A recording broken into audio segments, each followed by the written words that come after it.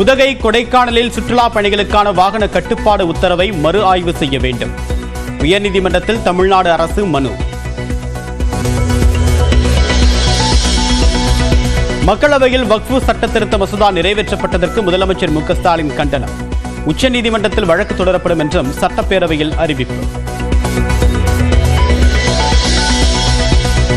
வக்ஃபு மசோதாவை மத்திய அரசு திரும்பப் பெற வேண்டும் என்று அதிமுகவின் எஸ்பி வேலுமணி வலியுறுத்தல். சட்ட திருத்த மசோதாவை ரத்து செய்ய வேண்டும் என்று பாமகவின் ஜி.கே. மணி கோரிக்கை. வக்ஃபு மசோதா விவகாரத்தில் அரசின் நிலைப்பாட்டிற்கு எதிர்ப்பு தெரிவித்து பாஜக வெளிநடப்பு. சட்டப்பேரவையை போராட்டக் களமாக்குவதாகவும் குற்றச்சாட்டு. ராமேஸ்வரம் வரக்கூடிய பிரதமர் நரேந்திர மோடியை அமைச்சர் தங்கம் தென்னரசு சந்திப்பார். துணை முதலமைச்சர் உதயநிதி ஸ்டாலின் தகவல். முதலமைச்சர் வேற ஒரு அலுவல் காலமாக ஊருக்கு போறாங்க. நிதி அமைச்சர் திரு தங்கம் தென்னரசு அவர்கள் திரு பிரதம மந்திரியோடு சந்திப்பாங்க. சேலத்தில் அரை மணி நேரம் பெய்த மழையின் காரணமாக குளிர்ச்சியான சூழல். ஆத்தூர் மற்றும் அதன் சுற்று வட்டார பகுதிகளிலும் மிதமான மழை.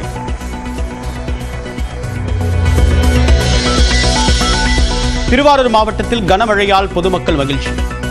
பட்டுக்கோட்டையில் 1 மணி நேரம் பெய்த கனமழை. விழுப்புரம் மாவட்டம் செஞ்சியில் காலையில் கனமழை.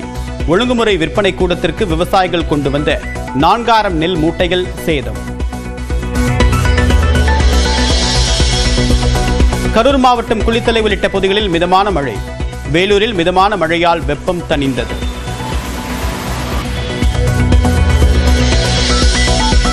மழையின் காரணமாக சென்னை வேளச்சேரி தரமணி சாலையில் போக்குவரத்து நெரிசல். 3 கிலோமீட்டர் தூரத்திற்கு அணிவகுத்து நின்ற வாகனங்கள்.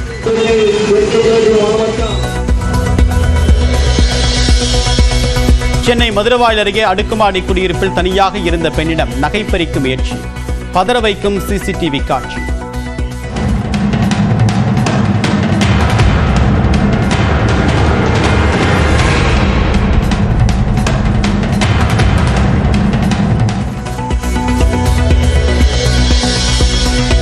வக்ஃபு வாரிய சொத்துக்களை மல்லிகார்ஜுன கார்கே அபகரித்ததாக அனுராக் தாக்கூர் பேசியதற்கு கண்டனம். நிரூபித்தால் பதவி விலக தயார் என்று மல்லிகார்ஜுன கார்கே ஆவேசம்.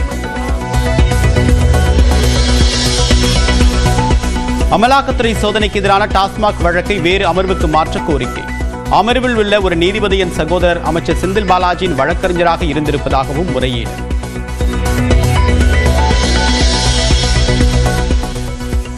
கடலூர் அருகே தலையணையின் அடியில் பதுங்கியிருந்த நாகப்பாம்பு. படுத்திருந்த பெண் அலறியடித்து ஓட்டம்.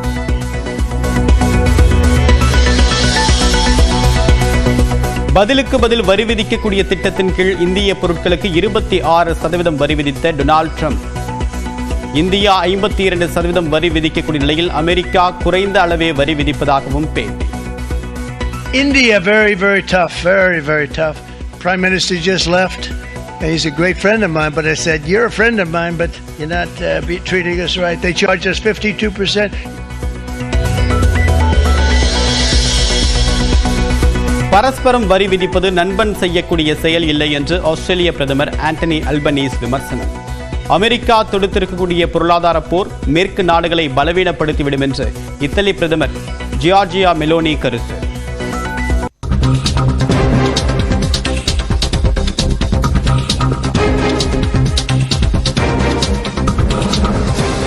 அண்ணா பல்கலைக்கழக மாணவி பாலியல் வன்கொடுமை வழக்கை சிபிஐக்கு மாற்ற கோரி மனு தாக்கல் செய்யப்பட்டிருக்கிறது. இந்த வழக்கை தற்போது தமிழ்நாடு சிபிசிஐடி காவல்துறையினர் விசாரணை மேற்கொண்டு வரக்கூடிய நிலையில் இந்த வழக்கை சிபிஐக்கு மாற்ற வேண்டும் என்று தற்போது மனு தாக்கல் செய்யப்பட்டிருக்கிறது. ஏற்கனவே ஐபிஎஸ் அதிகாரிகள் அடங்கிய குழுவின் அடிப்படையில் நீதிமன்றம் நியமித்த அந்த சிறப்பு புலனாய்வு குழு விசாரணை அறிக்கையை தாக்கல் செய்திருக்கக்கூடிய நிலையில் தற்போது இந்த வழக்கை சிபிஐக்கு மாற்ற வேண்டும் என்று தற்போது நீதிமன்றத்தில் மனு தாக்கல் செய்யப்பட்டிருக்கிறது.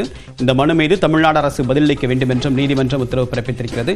விவரங்களுடன் இராணுடைய செய்தியாளர் மதன் பின்னணி என்ன? பாரதிய ஜனதா கட்சியை சேர்ந்த வழக்கறிஞர் ஏற்காடு மோகன்தாஸ் என்பவர்தான் இந்த ஒரு மனுவை சென்னை உயர்நீதிமன்றத்தில் தாக்கல் செய்துள்ளார். அதாவது அண்ணா பல்கலைக்கழக மாணவி பாலியல் வன்கொடுமை தொடர்பாக கைது செய்யப்பட்டுள்ள ஞானசேகர் என்பவர் ஆளும் கட்சி அதாவது திமுக கட்சி நிர்வாகி என்றும் அவருக்கு எதிராக இதே போன்று பாலியல் வன்கொடுமை உள்ளிட்ட 20 வழக்குகள் நிலுவையில் உள்ளதாக அவர் தெரிவித்துள்ளார். எனவே திமுக நிர்வாகியாக உள்ள ஞானசேகரனுக்கு எதிரான வழக்குகளை தமிழக காவல்துறை சிபிசிஐடி விசாரித்தால் நியாயம் கிடைக்காது என்பதால் இந்த ஒரு வழக்கை சிபிஐக்கோ அல்லது சிறப்பு புலனாய்வு குழுக்கோ மாற்ற வேண்டும் என்றுதான் அந்த ஒரு கோரிக்கையானது இந்த ஒரு வழக்கில் வைக்கப்பட்டது. இந்த மனு இன்று தலைமை நீதிபதி அமர்வில் விசாரணைக்கு வந்த போது ஏற்கனவே ஞானசேகரனுக்கு எதிராக பதியப்பட்டுள்ள அனைத்து வழக்குகளுடைய அந்த விரிவான விவரங்களுடன் தமிழக அரசு ஒரு விரிவான பதில் மனு தாக்கல் செய்ய வேண்டும், இந்த வழக்கு குறித்து பதிலளிக்க வேண்டும் என்று உத்தரவிட்டு இந்த வழக்கு விசாரணை மீண்டும் ஜூன் 12ஆம் தேதிக்கு தள்ளி வைக்கப்பட்டது. தேவப்பிரியன், விரிவான தகவலுக்கு நன்றி மதன். மத்திய அரசு கொண்டு வந்திருக்கூடிய வக்ஃபு வாரிய சட்ட திருத்த மசோதாவிற்கு எதிராக திமுக சார்பில் உச்சநீதிமன்றத்தில் வழக்கு தொடரப்படும் என்று முதலமைச்சர் மு க ஸ்டாலின் அறிவித்திருக்கிறார். மக்களவையில் நிறைவேற்றப்பட்ட வக்ஃபு வாரிய சட்ட திருத்த மசோதாவிற்கு எதிர்ப்பு தெரிவித்து தமிழ்நாடு முதலமைச்சர் மு க ஸ்டாலின் கருப்பு பட்டை அணிந்து சட்டமன்றத்திற்கு வருகை தந்தார். இதேபோன்று திமுக மற்றும் அதன் கூட்டணி கட்சி எம்எல்ஏக்களும் கருப்பு பட்டை அணிந்திருந்தனர். இந்நிலையில் சட்டப்பேரவையில் பேசிய முதலமைச்சர் மு க ஸ்டாலின் வக்ஃபு வாரிய சட்ட திருத்தத்திற்கு மக்களவையில் 232 பேர் எதிர்ப்பு தெரிவித்திருப்பதை சுட்டிக்காட்டினார். எதிர்ப்பு எண்ணிக்கை சாதாரணமானது அல்ல என்று கூறிய முதலமைச்சர் வக்ஃபு வாரிய சட்ட திருத்தத்தை உடனடியாக திரும்பப் பெற வேண்டும் என்றும் வலியுறுத்தினார். இந்தியாவில் இருக்கும் பெரும்பான்மை கட்சிகளின் எதிர்ப்பை மீறி ஒரு சில கூட்டணி கட்சிகளின் தயவால் அதிகாலை 2 மணி அளவில் இத்தகைய சட்டத்தை நிறைவேற்றியிருப்பது இந்திய அரசியல் சட்டத்தின் கட்டமைப்பின் மீது செய்யப்பட்ட தாக்குதல், மத நல்லிணக்கத்தை குலைக்கும் செயல். இதனை உணர்த்தும் வகையில் கருப்பு சின்னத்தை அணிந்து இன்றைய பேரவை நடவடிக்கைகளில் நாங்கள் பங்கெடுக்கிறோம். சர்ச்சைக்குரிய இந்த சட்ட திருத்தத்துக்கு எதிராக உச்சநீதிமன்றத்தில் திராவிட முன்னேற்ற கழகத்தின் சார்பில் வழக்கு தாக்கல் செய்யப்படும் என்பதை இம்மாமன்றத்தில் தெரிவித்துக் கொள்கிறேன்.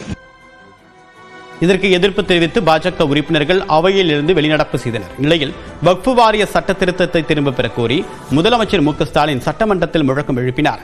சட்டமன்ற உறுப்பினர்களும் முழக்கம் எழுப்பினர். திரும்பப் பெறு, திரும்பப் பெறு, திரும்பப் பெறு, திரும்பப் பெறு, வக்திருத்த சட்ட முன்வடிவை,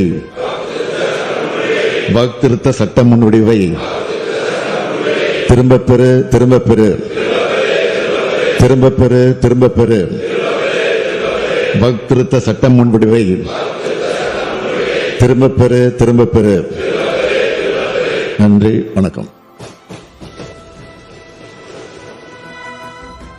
வக்ஃபு சட்ட திருத்த மசோதாவை மத்திய பாஜக அரசு முழுமையாக திரும்பப் பெற வேண்டும் என்று அதிமுக வலியுறுத்தியுள்ளது. சட்டமன்றத்தில் முதலமைச்சரின் உரை தொடர்பாக பேசிய அதிமுக கொறடா எஸ்பி வேலுமணி வக்ஃபு வாரிய சட்ட திருத்தத்திற்கு எதிராக தமிழ்நாடு அரசு மேற்கொள்ளக்கூடிய நடவடிக்கைக்கு அதிமுக ஆதரவாக இருக்கும் என்று கூறினார். இதேபோன்று இஸ்லாமியர்களுக்கு எதிராக மத்திய அரசு கொண்டு வந்திருக்கூடிய சட்ட திருத்தத்தை ரத்து செய்ய வேண்டும் என்று பாமக கௌரவ தலைவர் ஜி.கே. மணி வலியுறுத்தினார். வக்ஃபு வாரிய சட்ட திருத்தம் பாசிச சக்திகளின் வரம்பற்ற தாக்குதல் என்று விடுதலை சிறுத்தைகள் கட்சியின் சட்டமன்ற குழு தலைவர் சிந்தனை செல்வன் விமர்சித்தார். வெறுப்பு அரசியலை அடிப்படையாக கொண்டு மிகப்பெரிய தாக்குதலை பாஜக அரசு மேற்கொண்டிருப்பதாக இந்திய கம்யூனிஸ்ட் கட்சி உறுப்பினர் மாரிமுத்து கூறினார். பிரிவினை இருந்தால் மட்டுமே அரசியல் செய்ய முடியும் என்பதால் இதுபோன்ற மசோதாக்களை பாஜக கொண்டு வருவதாக கொங்கு நாடு மக்கள் தேசிய கட்சியின் பொதுச் செயலாளர் ஈஸ்வரன் குற்றம் சாட்டியுள்ளார். இந்திய நாடு பாஜகவிற்கு மட்டுமே சொந்தமல்ல என்று குறிப்பிட்ட தமிழக வாழ்வுரிமை கட்சியின் தலைவர் வேல்முருகன் இஸ்லாமியர்களின் ஜனநாயக உரிமையில் கை வைத்திருப்பதாக விமர்சித்தார்.